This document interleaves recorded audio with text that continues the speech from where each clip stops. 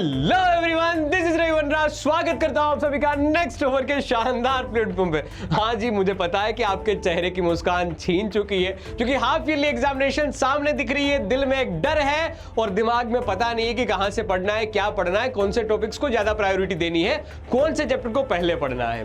ठीक है, तो इसी समस्या का समाधान के लिए हम आज के वीडियो में मिले हैं। आज आपकी हाफ ईयरली एग्जामिनेशन में जितने भी चैप्टर्स आने वाले होंगे उन सबके हम आईएमपी कंसेप्ट्स के बारे में डिस्कशन करने वाले होंगे और उनमें भी कौन कौन से कंसेप्ट से कैसे कैसे टाइप के क्वेश्चन, कहीं पे क्यूटी यानी कि क्वेश्चन थ्योरेटिकल पूछे जाएंगे, कहीं पे न्यूमेरिकल्स, कहीं पे डेरिवेशन ही इंपॉर्टेंट रहेगा और कहीं पे सिर्फ और सिर्फ एमसीक्यू पूछे जाएंगे। तो उनकी चर्चा करते हैं। शुरुआत करते हैं चैप्टर नंबर 1 यानी कि इलेक्ट्रिक चार्जेस एंड फील्ड से।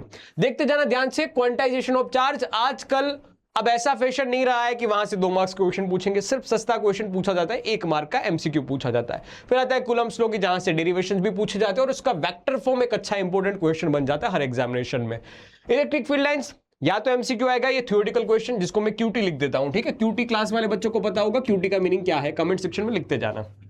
इलेक्ट्रिक डाइपोल, जहां कहीं भी बेटा डाइपोल वर्ड दिख जाए समझ लेना मोस्ट आईएमपी कंसेप्ट में से एक है, क्योंकि डाइपोल हर जगह पे आईएमपी है, चाहे वो मैग्नेटिक डाइपोल हो, चाहे वो इलेक्ट्रिक डाइपोल हो, टॉर्क की बात हो, पोटेंशियल जी की बात हो, इलेक्ट्रिक फील्ड की बात हो, इलेक्ट्रिक पोटेंशियल की बात हो, जहां कहीं भी डाइपोल वर्ड दिखता है यानी कि वो टॉपिक, वो कंसेप्ट हॉट टॉपिक रहने वाला है। वहां से डेरिवेशन भी आएंगे, एमसीक्यूज भी आएंगे, थ्योरेटिकल क्वेश्चन भी आ सकते हैं और न्यूमेरिकल भी पूछे जा सकते हैं। न्यूमेरिकल बहुत हद तक कम होंगे लेकिन फिर भी आएंगे जरूर, ये दिमाग में रखना ही रखना है। लास्ट में इसका आएगा गॉस लॉ एंड इसकी एप्लीकेशन। गॉस लॉ के एप्लीकेशन पर बेस्ड बहुत सारे सवाल पूछे जाते हैं आजकल, डेरिवेशन टाइप के भी और न्यूमेरिकल टाइप के भी, तो हल्का सा दिमाग में रखना। Gauss law and that third 3 application है। ठीक है, इसकी कितनी एप्लीकेशन है? 3 एप्लीकेशन है, दिमाग में रखना। कौन कौन सी सर? एक इनफाइनाइट वायर था, फिर एक इनफाइनाइट शीट थी और तीसरा एक शेल था जिसके ऊपर चार्ज डिस्ट्रीब्यूटेड क्यू था। ठीक है, ये बात है चैप्टर नंबर 1 की। दूसरी बात पे आते हैं, इलेक्ट्रोस्टैटिक पोटेंशियल एंड कैपेसिटेंस। क्या है इसकी बात? तो देखो, सारे टॉपिक्स की आपको पीडीएफ मिल जाएगी, आप चाहो तो इसका साथ साथ स्क्रीनशॉट भी लेते जा सकते हो, देख लो एक बार अच्छे से, इसका स्क्रीनशॉट भी ले लो। हाँ, अब बात करते हैं चैप्टर नंबर 2 की। पोटेंशियल की बात पूछी जा सकती है और खास करके जो इक्वी पोटेंशियल टॉपिक है ना बेटा, मोस्ट आईएमपी, यहां से थ्योरेटिकल क्वेश्चन हर साल पूछे जाते ही जाते हैं। सीबीएसई बोर्ड हो, चाहे आपका रिस्पेक्टिव अदर बोर्ड हो, या चाहे आपकी स्कूल एग्जामिनेशन हो, अगर ये चैप्टर है आपके सिलेबस में तो इक्वी पोटेंशियल सरफेस से कुछ ना कुछ पूछा जाता ही जाता है। फिर आती है पोटेंशियल जी, पूरे सिस्टम की, उस पर बेस्ड न्यूमेरिकल वर्क डन वाले पूछे जाते हैं। मैं देखना बताते चल रहा हूं, आपने हल्का फुल्का दिमाग में ये चीजें पढ़ी रखी होगी ना पहले से, तो आपको रिकॉल हो जाएगा कि हाँ ये ऐसा कुछ तो था। ठीक है, नहीं पढ़ा है आप तो वन शॉट को प्रीफर कर सकते हो। मैं आपको इसमें सलाह ये दूंगा कि जितना पढ़ो उतना अच्छी तरीके से पढ़ना। अगर कोई आगे के चैप्टर है कि जो अब नहीं बन रहे तो उसको स्किप कर देना, लेकिन शुरुआत के 3 चैप्टर को तो ऐसा पढ़ना कि वहां से कुछ भी पूछे सब आना चाहिए।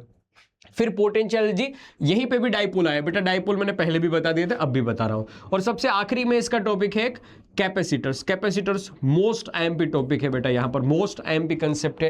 कैपेसिटर भर भर के पूछा जाएगा। कैपेसिटर के अंदर डाइलेक्ट्रिक फंसा दिया, कैपेसिटर को सीरीज में ज्वाइन कर दिया, पैरेलल में ज्वाइन कर दिया, सीरीज पैरेलल में ज्वाइन कर दिया, व्हीटस्टोन ब्रिज वाले क्वेश्चन बना दिए। तो ये सबसे आईएमपी कंसेप्ट रहने वाला है इस चैप्टर का। स्क्रीनशॉट ले लिया। अब हम आगे बढ़ते हैं 3rd, 4th, 5 और 6 वाले चैप्टर की चर्चा करते हैं। देखना, मैं अगेन बता रहा हूं बेटा, यहां से आपके जितने चैप्टर बन पाए उतना अच्छी तरीके से करना। अब ऐसा जबरदस्ती मत करना कि मुझे तो 6 के 6 चैप्टर हाफ ईयरली मारे तो पूरा कंप्लीट करना है। कोई बात नहीं बेटा, अगर आपके 5 चैप्टर भी हो रहे हैं लेकिन 5 चैप्टर एकदम शानदार तरीके से होने चाहिए, क्योंकि बोर्ड एग्जामिनेशन के लिए भी इंपॉर्टेंट रहने वाले आने वाले समय में। हाफ ईयरली के मार्क्स उतने कैलकुलेट नहीं होंगे, बस ये एक अच्छी तरीके से अपने आप को कॉन्फिडेंस दिलाने की बात होगी कि कितने नंबर आप ला सकते हो। आगे बढ़ते हैं। करंट इलेक्ट्रिसिटी बेटा बहुत बड़ा चैप्टर है, जिनमें से आईएमपी टॉपिक्स होंगे ओहम्स लॉ और उसके रेजिस्टेंस की इफेक्ट। यहां पर टेम्परेचर वाली इफेक्ट भी आएगी और लेंथ को आधा काट दिया, एरिया इतना कर दिया, वैसे टाइप के क्वेश्चंस भी आ सकते हैं। ड्रिफ्ट स्पीड और करंट के बीच का जो रिश्ता है ना, I = NE/AVD, वहां पर जो डेरिवेशन बना हुआ है वो पूछा जा सकता है। और किरचॉफ्स रूल बेटा, क्या ही कहने इस कंसेप्ट के, क्या ही कहने। KCL KVL पर न्यूमेरिकल इतने प्यारे प्यारे और इतने खतरनाक बन सकते हैं, वो आपने क्लास में पढ़ा ही होगा। ठीक है, तो ये अगेन बेटा एक आईएमपी कंसेप्ट रहने वाला है, जहां से न्यूमेरिकल भी पूछे जा सकते हैं। और क्यूटी लिख देता हूं क्योंकि यहां से थ्योरेटिकल क्वेश्चन भी पूछे जा सकते हैं। आगे बढ़ते हैं। व्हीटस्टोन ब्रिज के हल्के फुल्के न्यूमेरिकल पूछे जाने लगे आजकल, वरना इतने ज्यादा भी नहीं पूछे जाते, बस थ्योरेटिकल क्वेश्चन पूछते थे पहले कि क्या होता है व्हीटस्टोन ब्रिज, बैलेंसिंग करके दिखाइए KVL की तरह, KVL का यूज करके, KCL का यूज करके। लेकिन अब इससे क्वेश्चन न्यूमेरिकल भी पूछे जा सकते हैं। लास्ट में कॉम्बिनेशन ऑफ सेल, जिसमें सीरीज की बात करेंगे, पैरेलल की बात करेंगे, और मैं साथ साथ यहां पर एक टॉपिक लिखा, मतलब मैं लिखना भूल गया हूं, मैं बता देता हूं यहां पर साथ साथ पावर टाइप के क्वेश्चन, पावर और हीट लॉस टाइप के क्वेश्चन पूछे जाते हैं कि बल्ब सीरीज में कनेक्टेड है तो पावर लॉस क्या होगा, बल्ब पैरेलल में कनेक्टेड है तो पावर क्या होगा, वैसे टाइप के क्वेश्चन भी पूछे जाते हैं। 2026 में भी पूछे गए थे, 2025 में भी पूछे गए थे।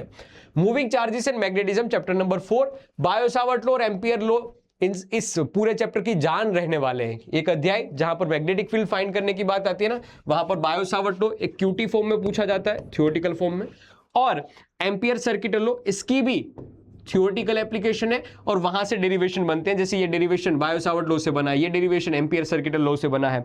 फिर लोरेंट्ज फोर्स और गैल्वेनोमीटर, यहां पर याद रखना गैल्वेनोमीटर में से ए मीटर बनाना और गैल्वेनोमीटर में से वोल्ट मीटर बनाना, ये न्यूमेरिकल पॉइंट ऑफ व्यू से भी पूछा जा सकता है और थ्योरेटिकल पॉइंट ऑफ व्यू से भी पूछा जा सकता है। ये आईएमपी टॉपिक रहने वाला है। मैं लास्ट में और बताऊंगा, इनमें से ही वापिस ऐसे कंसेप्ट बताऊंगा कि जो हर साल बेटा वो सिर्फ और सिर्फ 4 कंसेप्ट या 3 कंसेप्ट होंगे, लेकिन वो आपकी एग्जामिनेशन में आने पक्के होंगे और वो विथ सॉल्यूशन में लेके आया हूं। लास्ट में थोड़ा वेट कर लेना, ये 2-3 चैप्टर बताने के बाद मैं बताता हूं, ठीक है। ऐसे कंसेप्ट इन्हीं में से कि जो आपको एग्जामिनेशन में दिखेंगे ही दिखेंगे, वो तो पक्का है। मतलब ये 4 टॉपिक तो आपको करने ही करने हैं। आती है बात मैग्नेटिज्म मीटर, 2 ही बात है बेटा, एक बार मैग्नेट के बारे में अच्छे से पढ़ लीजिए, फिर डाया, पैरा और फेरो के बीच का डिफरेंस अच्छे से पढ़ लीजिए, हो गया आपका चैप्टर समाप्त। आराम से 3 नंबर मिल जाएंगे और हाफ ईयरली एग्जामिनेशन है तो 5 मार्क का ये चैप्टर पूछा जाएगा। आखिरी चैप्टर इलेक्ट्रोमैग्नेटिक इंडक्शन, और हालांकि इसके बाद में अल्टरनेटिंग करंट, इलेक्ट्रोमैग्नेटिक वेव भी लेके आया हूं, लेकिन मुझे पता नहीं है कि आपकी एग्जामिनेशन में कौन कौन से चैप्टर आने वाले हैं। मुझे लगता है तब तक तो बुक 1 पूरी आएगी। आप कमेंट सेक्शन में जरूर लिखना कि कितने चैप्टर्स पूछे जा रहे हैं और हाफ ईयरली एग्जामिनेशन में फिजिक्स की डेट क्या है, फिजिक्स के पेपर की डेट क्या है वो बताना मुझे। Faraday's law, Lenz law, self inductance और म्यूचुअल इंडक्टेंस और एसी जनरेटर। यहां पर सेल्फ इंडक्टेंस के डेरिवेशन है 2, कोइल के अंदर कोइल और सोलेनॉइड के अंदर सोलेनॉइड, वो ज्यादा आईएमपी रहेगा। फेराडेज लॉ और लेंज लॉ इसकी एप्लीकेशन वाइड है, यहां पर बहुत डिटेल में कंसेप्ट पढ़ना, क्योंकि ये एक पूरा का पूरा फ्लो है। अगर आप ये चीज नहीं पढ़ोगे, ऐसे नहीं पढ़ोगे, डायरेक्ट कोई चीज उठाओगे तो नहीं समझ में आएगा। इसी में छोटे छोटे 2 चीजें, एक मोशनल ईएमएफ जहां से कभी कभी फॉर्मूला बेस्ड क्वेश्चन आते हैं, और एक रोटेशनल ईएमएफ, वहां पर से भी कहीं फॉर्मूला बेस्ड क्वेश्चन आ जाते हैं। ये भी दिमाग में रखते जाना। चाहो तो इसका स्क्रीनशॉट ले लो, 1 2 3 4 खटाक आ जाइए। अल्टरनेटिंग करंट, तीनों की तीनों सर्किट, पहले बेसिक व्यू में सी, एल और आर की, और उसके बाद कॉम्बिनेशन आएगा एल, सी, आर, तीनों साथ में आ गए। तब एक रेजोनेंस की घटना होती है जो इस चैप्टर की जान है बेटा। उसी रेजोनेंस के लिए सारी की सारी बातें पहले हम समझते हैं, फिर कहानी को आगे बढ़ाते हैं। पावर नाम का एक टॉपिक पढ़ते हैं जिसका डेरिवेशन भी है, जिसके एमसीक्यूज भी और जिसके थ्योरेटिकल क्वेश्चंस भी पूछे जा सकते हैं।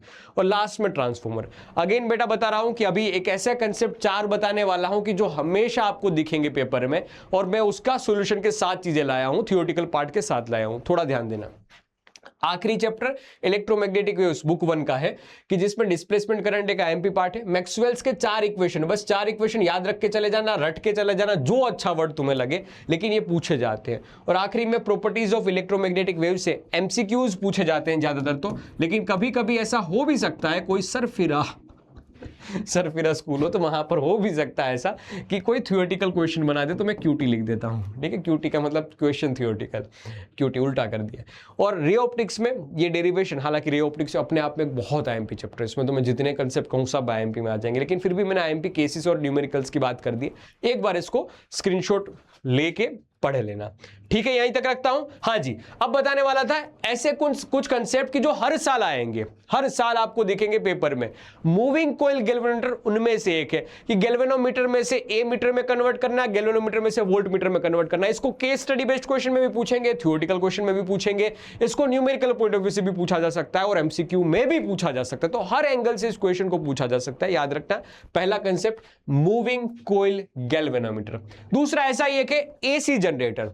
ये आता तो इलेक्ट्रोमैग्नेटिक इंडक्शन में, लेकिन ये एक जन्मदाता है किसका, इसके आगे वाले चैप्टर यानी कि अल्टरनेटिंग करंट का पूरा आईएमपी रहने वाला है। दिमाग में बिठा लीजिएगा, इसकी छवि को दिलो दिमाग में बिठा लीजिएगा। AC generator one of the IMP topic. अगर आपको ये टॉपिक्स डिटेल्स में पढ़ने हैं तो आप वन शॉट वीडियो को प्रीफर करते जाना। मैं बता देता हूं, ये ये मूविंग चार्जेस एंड मैग्नेटिज्म वाले चैप्टर में मिल जाएगा आपको, ये इलेक्ट्रोमैग्नेटिक इंडक्शन में मिल जाएगा। फिर बात है ट्रांसफॉर्मर, ट्रांसफॉर्मर आपको अल्टरनेटिंग करंट चैप्टर नंबर 7 में मिल जाएगा आपको। ये भी एक आईएमपी कंसेप्ट है, दिमाग में रखना बेटा, पूछा जाता है। यहां से थियोरेटिकल क्वेश्चन भी आते हैं और न्यूमेरिकल भी पूछे जा सकते हैं। तो ये पूरी बात थी, मोस्टली मैंने बुक 1 कवर कर ली है, उसके अलावा रे ऑप्टिक्स भी कवर कर लिया है। तो ये इतने कंसेप्ट बहुत अच्छी तरीके से आप करके जाओगे बेटा। हालांकि समय मर्यादा होगी आपके पास इतना समय नहीं है कि आप सब कुछ कवर कर लोगे। It's depends on your situation. हाँ, ये बहुत सारी चीज़ों के ऊपर डिपेंड करता है, लेकिन मैं तुम्हें ये सजेशन दूंगा कि जितना पढ़ो उतना शानदार तरीके से पढ़ना। मैंने मोस्टली ऐसे टॉपिक्स दे दिए हैं, इससे कंसेप्ट आपको दे दिए हैं कि जो आपको बाय हार्ट हो जाएंगे कि हाँ यहाँ से क्वेश्चंस आते ही आते हैं। बस उस चीज़ को कर लो, वो चैप्टर आपका पक्का हो जाएगा। इस कंसेप्ट के अलावा कोई भी चीज़ हो उसको बस पढ़ना, याद रखने की जरूरत नहीं है, लेकिन जो मैंने बताई है उस चीज़ को बाय हार्ट करके जाना है, क्योंकि वहाँ से क्वेश्चन आने पक्के रहेंगे। बस इतना एग्जामिनेशन में करके आओ और छाओ। ठीक है गुरु, पढ़ते रहो, आगे बढ़ते रहो। यहीं तक आज की रखते हैं बात, मिलेंगे अगली बार नई बातों के साथ। तब तक के लिए tata bye bye, love you all the best for your exam.